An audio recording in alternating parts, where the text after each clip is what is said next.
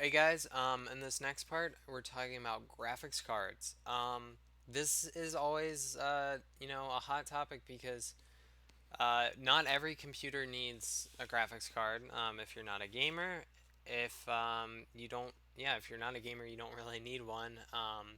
But let's say you do something like rendering and CAD drawings and stuff like that.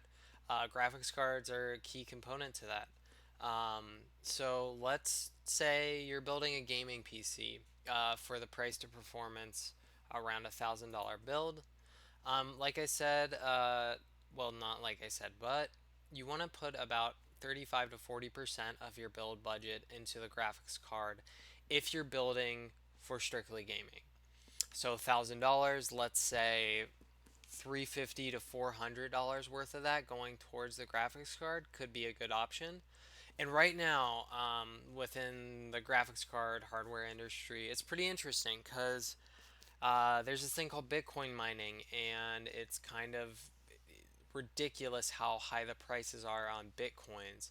And the reason why this is affecting graphics cards is because people use these graphics cards to mine data in order to get Bitcoins and make money through these graphics cards. And there's a series of graphics cards that AMD produced called the RX series, RX 580, RX 480. And a lot of these prices have come up a lot in the last couple months because of Bitcoin mining and a lot of these miners buying these graphics cards, just buying tons of them. So the prices are kind of out of whack. Like, for instance, even on the Nvidia side, this 1060, its MSRP was around $250 and it's selling for 304. So, it's kind of it's an interesting time to build a PC. I wouldn't say it's necessarily great, but it's not great. But if you want to build a computer, it's still definitely viable right now. So, like I said, $1,000 build. Which graphics card do I buy? What are all these different variants, and how do I pick one? Um, well, there's a lot of options. So, first, what you want to start with is what resolution are you playing at?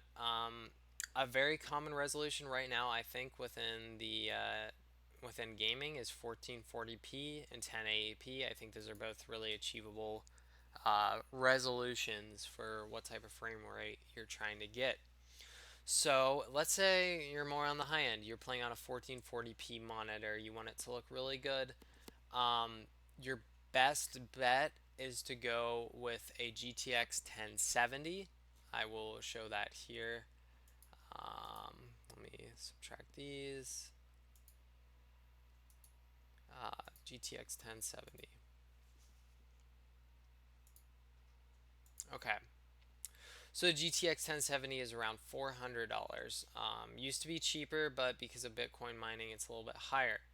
And I think if you waited about 2 months, it might come down in price because the 1070 Ti has just been released. This card is closer to the GTX 1080 than it is the 1070, the 1070 Ti. So it's really, really, really powerful card, but you're paying an extra $50 for it. So if you're on a $1,000 build budget, it's going to be hard to justify that extra $50. So let's just take a look. Let's see, what is this? This is a 1070 for the one graphics card. This would be a great option for $1,000 build. You can't go wrong with EVGA. It's got a or a dual style fan, which means it's going to be running cooler. It's going to be quieter than something with a reference style cooler or a blower style fan like this. These are hotter and louder. So if you're in a really small form factor case, this actually could be a good option because it's pushing all that hot air out of your case. Whereas in a big case, this is a good option because the air is circulating through there and it stays cooler and quieter. So I would say go with the dual style fan. The GTX 1070 is great for 1440p gaming and general if like you'd probably get around 60 frames per second, 60 70 at 1440p on most games. And let's say you have a 1080p monitor that's 144 hertz, this could be a great option as well. So I think the 1070 is a great graphics card. You can't go wrong with it. And in a $1,000 build, I think it's kind of the best you're gonna get. Um, so yeah, there's a graphics card I really think that's very, good for 1440p gaming and a great card to pick right now within the industry. So thanks for watching.